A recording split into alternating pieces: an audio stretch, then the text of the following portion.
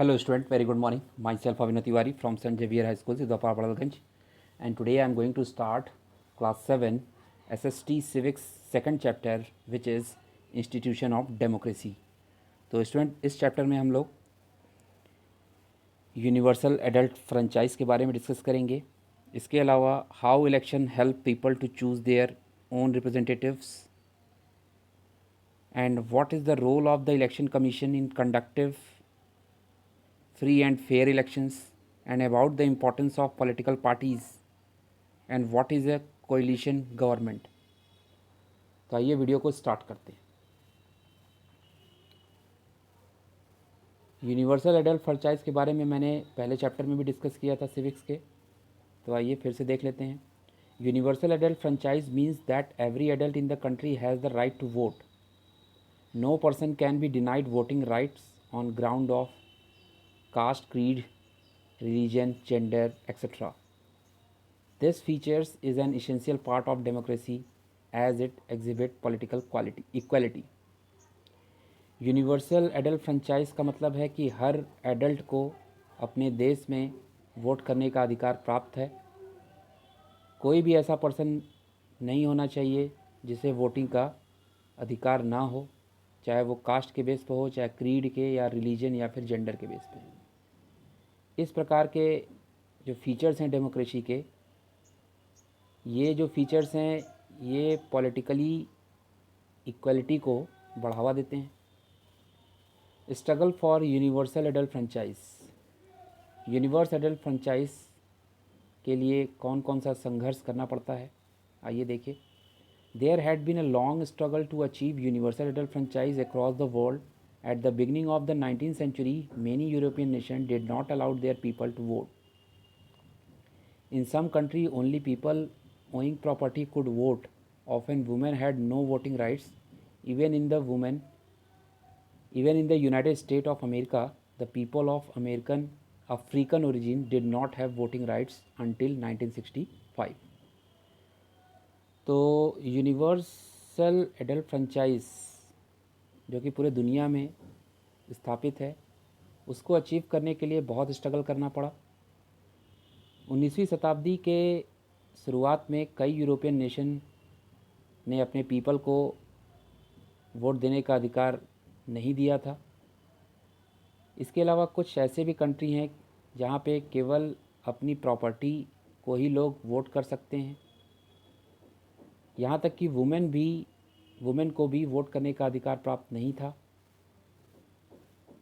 यहाँ तक कि यूएसए में लोग जो अफ्रीकन ओरिजिन से आए हुए थे, उन्हें भी 1965 तक वोट न देने का प्रावधान था.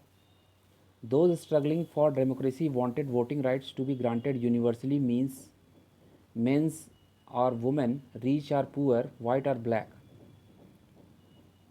लेकिन डेमोक्रेसी के इस स्ट्रगल करने के बाद चाहे आदमी हो या औरत, गरीब हो या अमीर, वाइट हो या ब्लैक, इन सभी लोगों को वोट देने का अधिकार प्राप्त हो गया.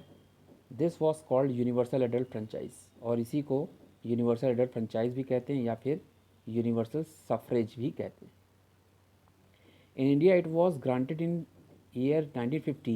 The Constitution of India grants the right to vote to all Indian citizens of and above 18 years of age. Bharat में 1950 से ये लागू हुआ और भारत के संविधान में ये लिखा गया कि जिस व्यक्ति की उम्र 18 या 18 साल से ऊपर हो, उन्हें वोट देने का अधिकार प्राप्त है. आइए इसके इम्पोर्टेंस जान लेते हैं. पहला है universal suffrage show political equality. Universal adult franchise के आने से जितने भी पॉलिटिकल पार्टी हैं उनमें समानता आई है. इसके अलावा it encourage young people to participate in the electoral process. इसके अलावा कई यंग लोग भी इलेक्टोरल प्रोसेस में बढ़ चढ़ कर हिस्सा लेते हैं. It initiates people in the act of choosing their representative. Universal adult franchise के इनिशिएटिव से लोगों को अपने रिप्रेजेंटेटिव चुनने का अधिकार मिला. It brings to power a government based on consent of the people. इसके अलावा गवर्नमेंट को पावर में लाने के लिए भी लोगों को अधिकार प्राप्त है. तो ये थे एडल्ट फ्रेंचाइज के महत्वपूर्ण पहलू. बढ़ेंगे नेक्स्ट पेज पे. अब बात करेंगे इलेक्शन की. In democracy the supreme powers rest with the people. They have the choice of deciding either directly or indirectly who can be their representative. This is done through the process of election. Democracy संविधान में अगर हम बात करें तो ये supreme power मिला हुआ है लोगों को, और लोग ही अपने लोगों को या फिर डायरेक्टली या इनडायरेक्टली रूप से अपने रिप्रेजेंटेटिव को चुनने का अधिकार प्राप्त है. इसी प्रोसेस को हम लोग इलेक्शन कहते हैं. Election is a process through which people can elect their representative for running the government by voting for them. Election वह प्रोसेस है जिसके थ्रू लोग जो हैं, जो भी रनिंग में गवर्नमेंट चल रही है उसमें अपने रिप्रेजेंटेटिव को चुनने का अधिकार प्राप्त है. Election are held at regular interval. और इलेक्शन जो है वो रेगुलर इंटरवल पे होते रहते हैं. An election is a contest between candidate of different political party for the same position. In such process, some would win and some would lose. Today, the election are a contest between different political parties. The party which get the maximum number of votes form of government. Sometimes there are individuals also who contest an election without belonging to any established political party. Such individuals are called independent candidates. Election वह process है जिसमें different political party के candidate के बीच में election होता है. और election process में कुछ लोग जीतते भी हैं और कुछ लोग हार भी जाते हैं. लेकिन आज जो इलेक्शन प्रोसेस है वह डिफरेंट पॉलिटिकल पार्टी के बीच में टक्कर होती है. जिस पार्टी को मैक्सिमम वोट मिलता है उसी की सरकार बनती है. कुछ समय पहले कुछ लोग ऐसे भी होते हैं जो बिना किसी पॉलिटिकल पार्टी से बिलोंग किए कॉन्टेस्ट जीत जाते हैं. ऐसे इंडिविजुअल को इंडिपेंडेंट कैंडिडेट्स कहते हैं. अब बात करेंगे कंडक्टिंग इलेक्शंस की. In a democratic country like India, the task of holding election in the country is entrusted to independent constitutional body called Election Commission of India. The head of the Election Commission is the Chief Election Commissioner, who is appointed by the President. Her or his task is to conduct election in the country in free and fair manner. तो election को conduct कौन कराता है? Democratic country जैसे कि India में election का जो टास्क है वह इंडिपेंडेंट कॉन्स्टिट्यूशनल बॉडी के द्वारा चलाई जाती है, जिसे इलेक्शन कमीशन ऑफ इंडिया कहते हैं. इलेक्शन कमीशन ऑफ इंडिया के हेड जो हैं वो राष्ट्रपति के द्वारा चयनित किए जाते हैं. हर आर हिज टास्क. इलेक्शन कराने का देश में फ्री और फेयर मैनर से इस काम को करते हैं. Casting votes. Earlier, people used to cast their votes by putting stamp on the ballot paper. Today, the process has been simplified with the introduction of electronic voting machine, जिसे हम EVM भी कहते हैं. EVM show the names of the candidate and the symbol of the party to which they belong. Independent candidates also have their own symbol allotted by the Election Commission. The voters are only required to press the button against the name of the candidate of their choice. पहले क्या होता था, लोग जो है अपने cast को ही vote करते थे स्टैम्प पेपर पे, जिसे हम लोग बैलेट पेपर कहते हैं. लेकिन आज जो इलेक्शन प्रोसेस है वो ईवीएम के द्वारा कराई जाती है. ईवीएम में कैंडिडेट के नेम और सिंबल्स पार्टी के उसके सामने बने होते हैं, जैसा कि आप डायग्राम में भी देख रहे हैं। इंडिपेंडेंट कैंडिडेट अपने सिंबल को इलेक्शन कमीशन के द्वारा प्राप्त करते हैं। जिस वोटर को जिस कैंडिडेट के नाम के आगे या सिंबल के आगे बटन दबाता है उसका वोट हो जाता है। After the voting process is over, the ballot boxes or EVMs are sealed and kept in the safe custody. On a particular day fixed by the election commission, they are opened. The votes for each candidate are then counted. The candidate getting the maximum vote in each constituency is declared elected. The party whose maximum candidates are elected becomes the ruling party. जब voting process समाप्त हो जाता है तो ballot box को EVM को seal करके custody में रख लिया जाता है और इलेक्शन कमीशन के द्वारा बताए हुए दिन पर बैलेट बॉक्स को ओपन किया जाता है। हर कैंडिडेट का वोट काउंट होता है और जिस कैंडिडेट ने मैक्सिमम वोट पाया होता है अपने कंस्टिट्यूएंसी में, वहाँ पे उसे डिक्लेयर किया जाता है। पार्टी जिसका मैक्सिमम कैंडिडेट चयनित होता है वही रूलिंग पार्टी कहलाता है।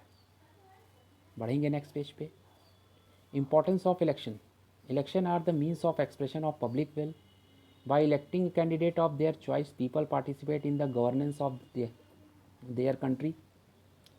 Election held at regular interval give the people a choice to allow the present government to rule for a longer time or to elect a new government altogether. A free and fair election offers real choices to the people.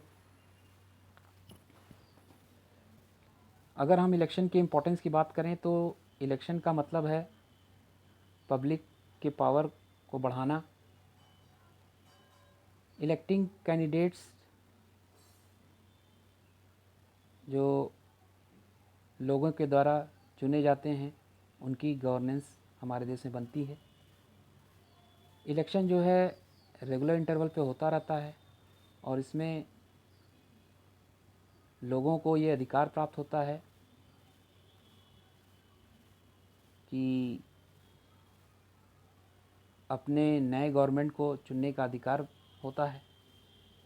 इसके अलावा free और fair election कराए जाते हैं।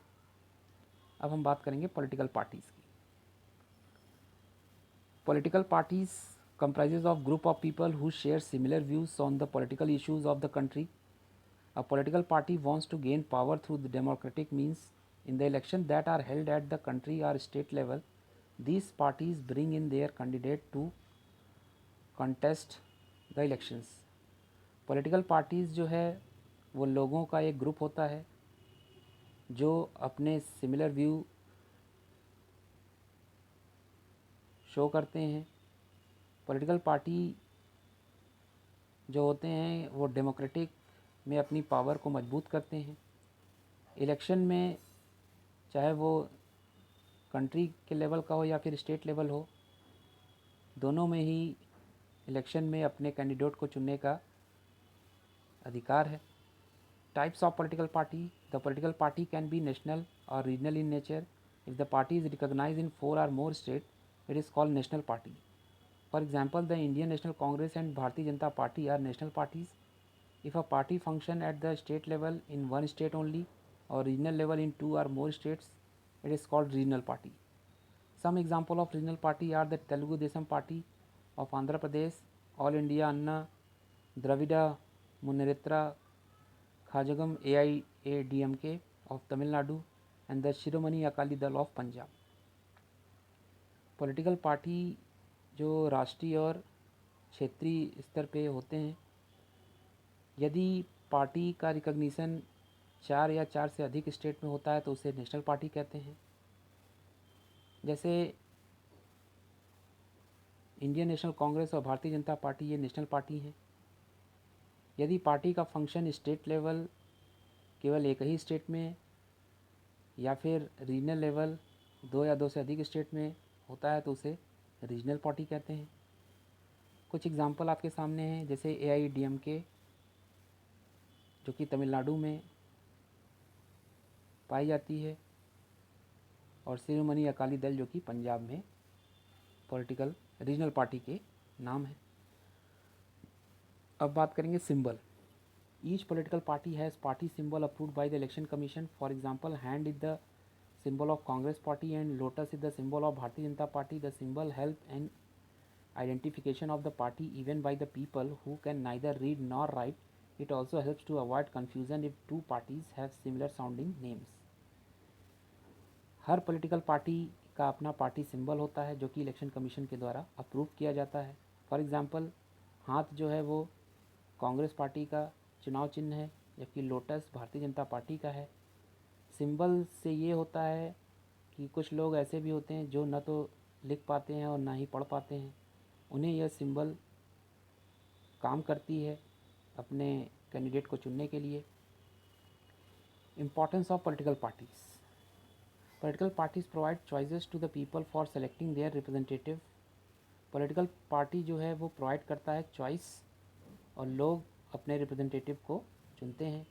Political party helps in shaping public opinion through public meeting, posters, speeches. Political parties जो है जगह जगह बैनर लगाकर, लेक्चर देकर, पब्लिक मीटिंग कर कर बताते हैं। They unite and integrate different section of the society as they draw members from all sections. सभी लोग एक ही जगह इकट्ठा होकर डिफरेंट सोसाइटी में पहुंचते हैं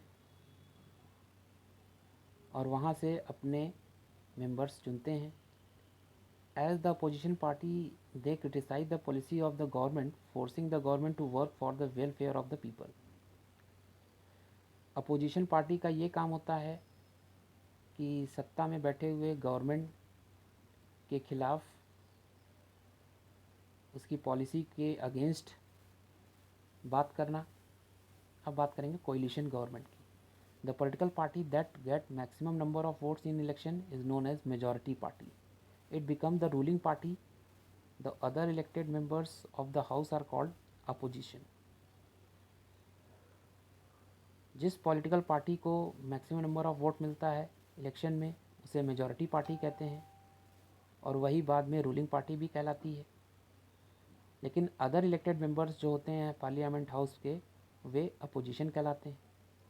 generally the party with a majority of votes form the government.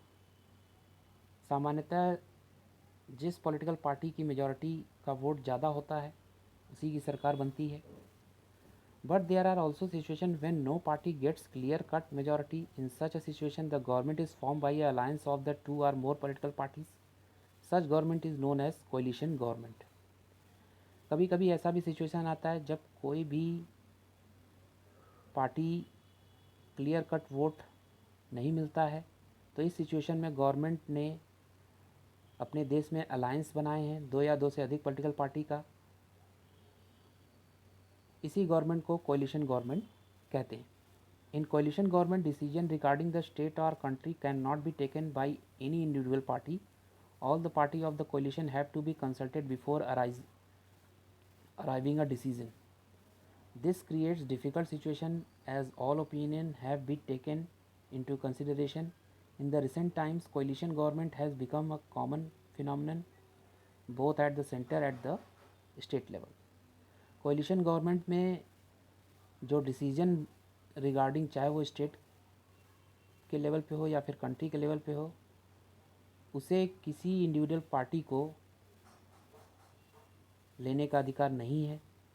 सभी पार्टियां आपस में मिलकर एक दूसरे से कंसल्ट करती हैं डिसीजन लेने से पहले। कभी कभी डिफ़िकल्ट सिचुएशन ये आ जाता है कि सभी के ओपिनियन जो होते हैं उन्हें मानने पड़ते हैं। रिसेंट टाइम में कोलिशन गवर्नमेंट एक कॉमन फिनोमेना है जिसमें सेंटर और स्टेट लेवल दोनों के डिसीजन सम्मिलित होते हैं। तो इस तरह से सिविक्स का ये सेकंड चैप्टर कंप्लीट किया। वीडियो पसंद आया हो तो लाइक सब्सक्राइब ज़रूर करेंगे।